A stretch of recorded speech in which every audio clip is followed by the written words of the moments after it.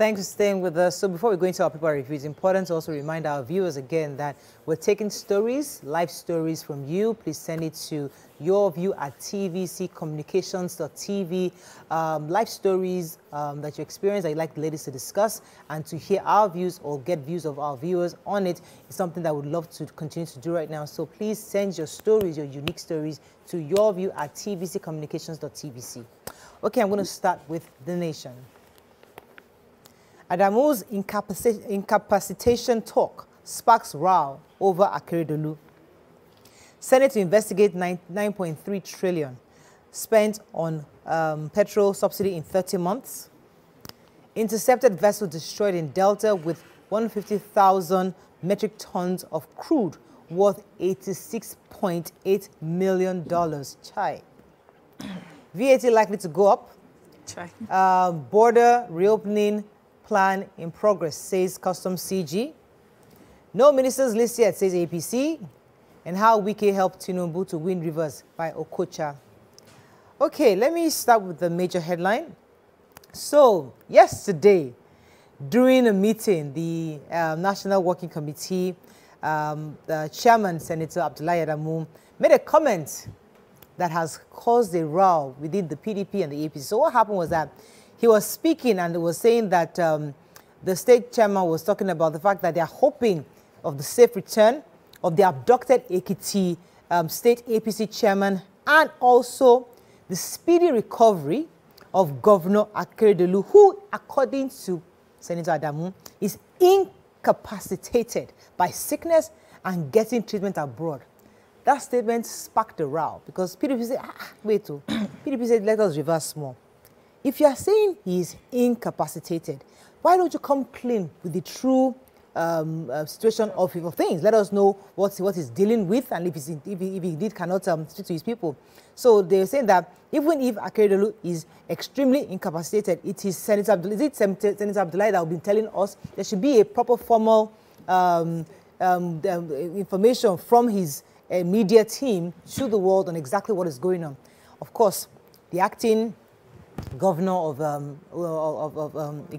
Ondo State immediately clapped back, saying, that's Governor Lucky Ayedatiwa, and others said, listen, it is extremely wrong for them to say that governor is incapacitated. That he spoke to him on July 9th, that he's in good spirits, he's recuperating well and being expected back in the office to continue his work. So there's nothing incapacitated about him. He's fine, he just needs more time to recuperate, and there's nothing wrong with that governor. So it's not left for you to decide which one you want to take. All right. That story, Nation? Yeah, so yesterday, I took a story about a vessel that was intercepted with 150,000 metric tons of crude. So there's just an update to give us. I was asking why they set it ablaze. So they're giving us an update. They said, first of all, this particular vessel had been intercepted twice before. Has been intercepted twice in 12 years, and then it was released to the Navy so that it could be, handled. And then here we are again, finding them, stealing crude oil again. They say that they handed it over to the military this time around, and the security operatives that were involved in the interception or the arrest of the vessel, and it was set ablaze to serve as a final deterrent, to such activities. But they also give us more information. They said that this particular vessel is owned by a Nigeria registered company, Holab Maritime Services Limited, with registration number RC813311, and the original name of the vessel was Ali Riza Bay, but the names keep changing in order for them to evade security surveillance. So, the question here is, so if they had been arrested before and handed over to the Navy, why did they get away? How did they get away? And in this time around, to when they were intercepted, there was talks to hand them over to the same Navy. That was when, the military and the security operatives got involved and set it ablaze. But can I say something about this, please? Nigerians are worried about the fact that we get crude, we find crude, and we destroy it.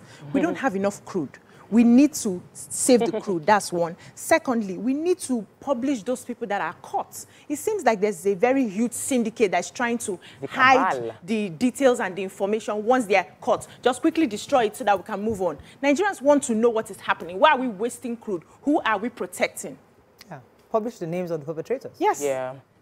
do an investigation within. If the Navy had taken it before and then the vessel still found its way out to do what it wasn't meant to do, somebody within was culpable and the person should be publicized. Next story. The next story I want to talk about was, is rather the story of the season, which is ministerial list, but from the perspective of the former Chief of Staff of the Rivers State government, Chief Tony Okocha, who was actively campaigning for his the former governor of Rivers State, that it was impossible for our president to have won Rivers State if not for the help and active financing of the then Rivers State governor, that's Wike, that the slot that should go to Rivers State for ministerial appointment should not go to anybody apart from Wike. Then he started mentioning names that neither his former boss, ex-governor Rotimi Amechi, nor Senator Magnus Abe were interested in the group work for President Tinubu, but that former Governor Wike took it upon himself to fight, to canvass, to campaign, and make everybody vote for him. And so he's saying that that slot should go. So we're working towards the, you know. And APC has repeatedly said there's no list out here. Everybody should just calm down. Please, everybody should calm down. That's why they are positioning. So the House of Representatives yesterday said the federal government, they were asking the federal government to lift the ban on the sale of fuel around communities within 20 kilometers of Nigeria's borders. So it's also urging the Nigerian Customs Service, NCS, and other relevant agencies to ensure immediate stoppage of the ban to allow duly registered fuel stations within the affected communities be supplied with the petroleum products. We know that, you know, the ban was given to sort of stop the smuggling that was happening there. But they said now that they have removed subsidy, the people in those areas are finding it very difficult to even get the product. And so it's causing a lot of hardship for them. But now that it's been, subsidy has been removed, they can actually source for the products, buy it, and then sell. But they're saying as well that the ban, the smuggling will take, it's not something that will just easily dissipate. Yeah. It will take some time. And they mentioned that a lot of, some of the land borders have not also been reopened. You know, the president gave a directive that they should open land borders for importation. They say it's just those ones that were targeted. They still have a number of them that have not been opened for business. Okay, the punch. Naira devaluation. Nigerian students face tough times in the UK. Tuition soars by 60%. Police kill sit-at-home enforcers. IPOB declares 14-day lockdown. Panel storms automobile workshop impounds vehicles. FMDQ exchange launches derivatives market. SEC investigates Otudeko's FBN share acquisition. PDP governors demand credible polls in Bayelsa, Imo, and Kogi. APC crisis deepens as Omishere labels Lukman black sheep. Okay, the major headline. Yes, so the report is saying that many Nigerian students in the UK are, you know, suffering right now as a result of their tuition being increased based on the Naira policies, the monetary policies that they had to do. You know, Central Bank of Nigeria had to release, according to the president's directive, float the Naira, so to speak. So it has affected their fees, which has increased by 60%. And they said the Naira has fallen from 471 to $1 to now 750 to $1 and 586.4 pounds to 957.2 pounds. So students who had saved their money in Naira, maybe they had an amount of money that was supposed to pay like 9K in the UK. By the time the Naira was floated, they now are able to just pay 5K, and they're looking for an additional 4K. So a lot of them are not able to even have access to their results because, you know, you have to log into the portal. So if you don't pay, even your last result, you're not able to see it. You know, it's causing a lot of issues for them. A lot of people are not able to take their admissions anymore because they do not have money. So they are worried about this. They are complaining about this. We really don't know how... and their parents seem to be begging for concessions. Yes. Is there any way they can make it easy for the students to be able to do school? Reality check now. We're not, I mean, it's tough. Yeah, definitely. But now we need to revisit. Thanks for staying with us. We're still reviewing Punch. Any story in Punch? Anybody? Okay, panel storms automobile workshop. Who has that story? Yes, I do. I just thought we had done it. The Asset Recovery Committee that has been set by the new governor of Benue State stormed the automobile workshop owned by the former governor of Benue State, that's Samuel Otom's workshop, and they removed some vehicles. The chief press secretary for the governor said that it's such a pitiable situation what the former governor left behind. He said that when he left, he vandalized furniture, window blinds, electronics, and other household appliances, and then carted away so many cars that, including an ambulance, a press crew bus that was attached to the office of the governor. And so, you know, based on their investigation, 29 vehicles that were attached to the governor's office are nowhere to be found, even after, you know, they had gone to this automobile workshop and towed away vehicles. The former governor and his deputy had gone to the courts and had asked, you know, that the court, they tried to secure a restraining order to stop this committee from, you know, getting anything from them, you know, until the case is being seen to. But it looks like this present governor has flouted that, or we'll wait to see what the court determines, if he has indeed flouted it or it was within his rights. It's very serious, you know. These are some of the things we've discussed before, where an outgoing governor, where in this case allegedly left with property meant for the state and has made it his own.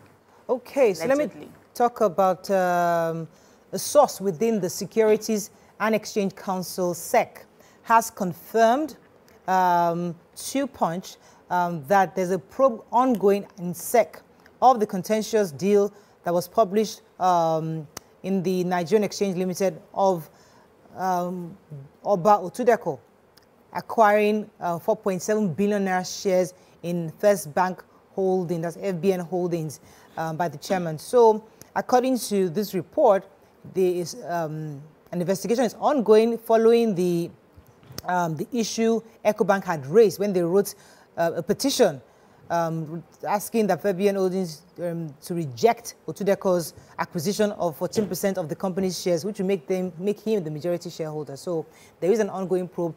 EcoBank had raised that dust earlier, and people were not sure what was going on. But SEC, according to this anonymous source, is saying that SEC is looking at the acquisition to be sure that everything is okay, and that maybe EcoBank might have a serious grasp in what the point they're trying to make, so that Otudeko will not become majority shareholders in FBN Holdings. Okay, so there's a really sad story about a Lagos mechanic that defied an 8-year-old girl. They live in a face me and face you one room, and the mother said that the neighbor is married. His wife calls that her daughter should help them in doing some house chores, and she didn't see anything wrong with it because they usually send her daughter on such errands before. So she said that the guy's name is AGK, and the daughter came back. She went out and got back home and met the daughter crying and asked her what happened. And they found out that AGK, the 34-year-old husband to the lady, had raped the daughter, the 8-year-old, yeah. The 8-year-old had raped the 8-year-old child, and she said she took the case to Mirabel Center. They've already... No, the woman should be arrested. The mother too. Because the truth, we've talked about this thing over and over. How would you send an 8-year-old child to a man's house? No, he's married. He's a married man. And he's a neighbor. He's a neighbor. They live face... children. You send your child to... No, you are different. When we grow up, we have reached a level. They send us messages around. That's anyway. Things are different now. Yeah. There's a lot of talk out there. There's a lot of conversation. You don't send an 8-year-old child to a next door neighbor to go clean. Put the spotlight not on the mother. No. Definitely. So the police station, she said that what is most annoying for her now is that the police they said they've closed the case. And they've released the man, and the man has moved out of the house. They can't get access to the man. When they contacted the police, the public relations officer of police in Lagos, SP Benjamin Ohodeyin, he said that they had detained the man for a while, that they should get the evidence of the rape taking place, and that he couldn't get the medical report. But the woman is saying she has Mirabel Center has the medical report that, but they couldn't release for her to take to the police station. Yeah. Now the police released the man, and the man is not available anymore. The man should be detained. The man is arrested. Mother arrested. All the adults in this are both culpable. Both of them are culpable. Daily Sun. House of Reps stops CBN and universities. Senate standing committees. Kakpabio snubs ex-governors and PDP ranking senators.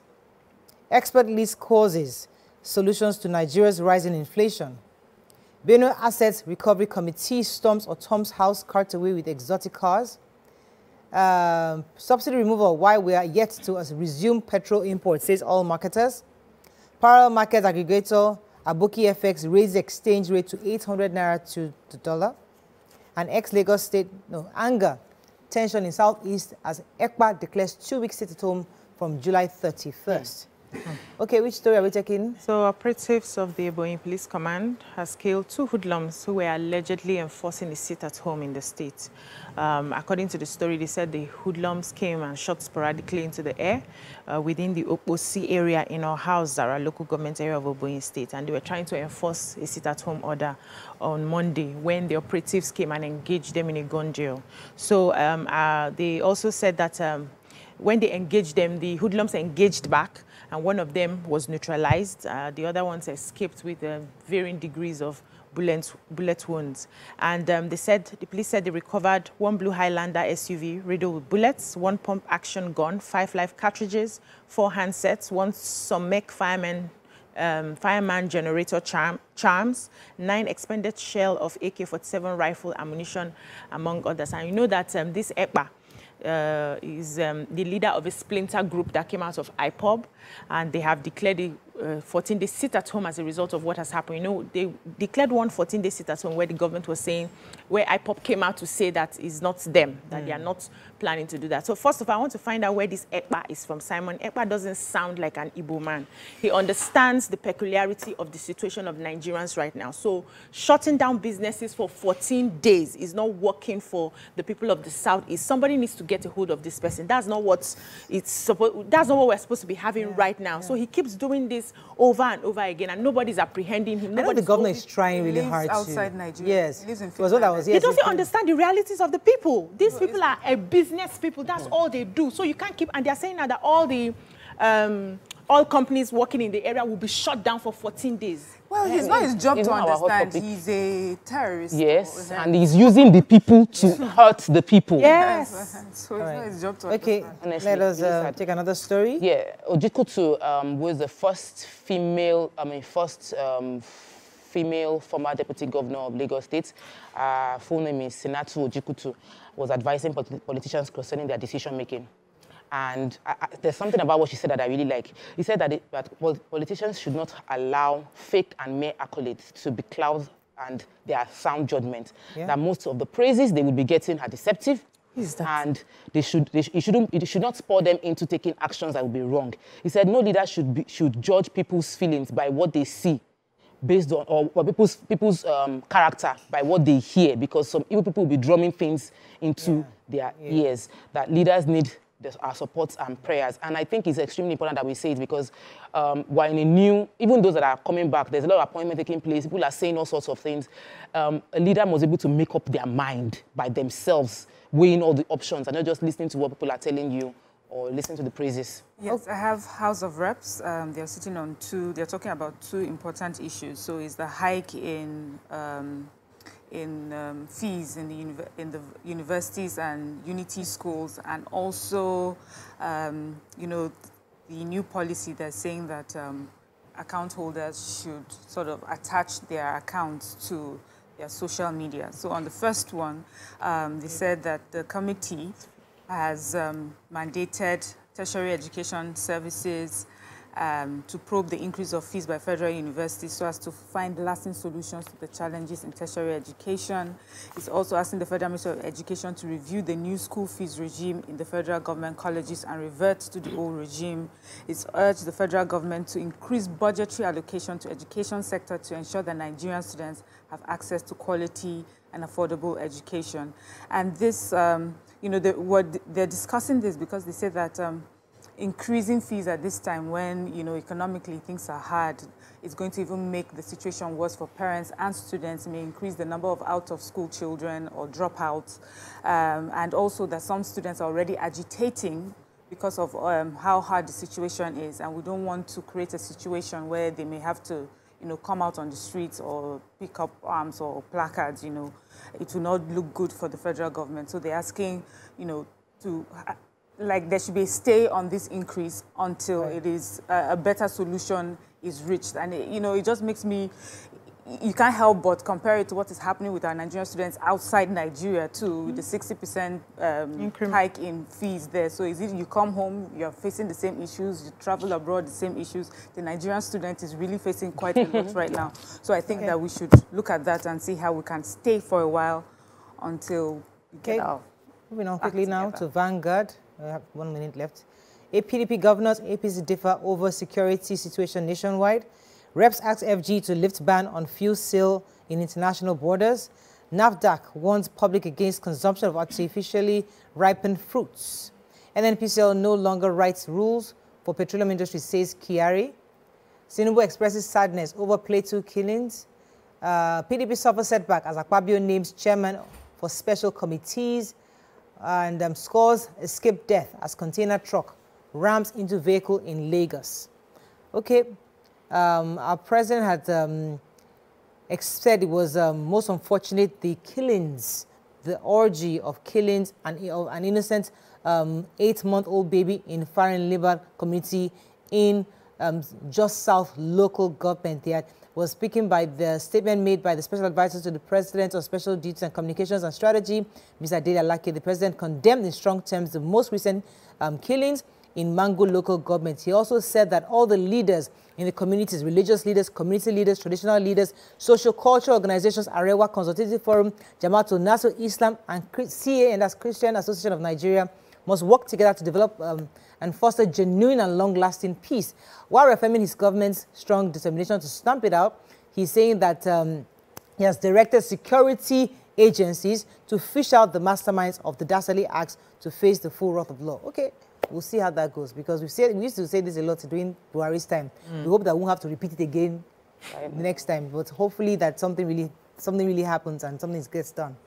Okay. Yeah, so National Agency for Food and Drug Administration and Control, NAFDAC, I know we are running out of time, are warning members of the public against consuming fruits artificially ripened with calcium carbide. They said also they are going to clamp down on illegal hawking of drugs in the open markets across the country.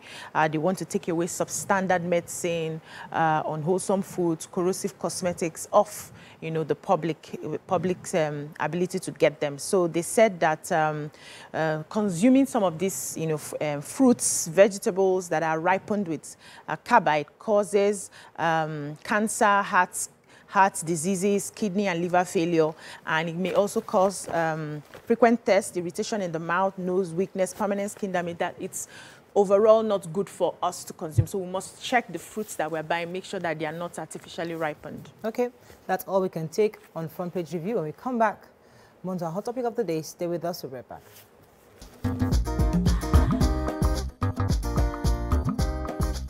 Stay tuned. Your View will be right back.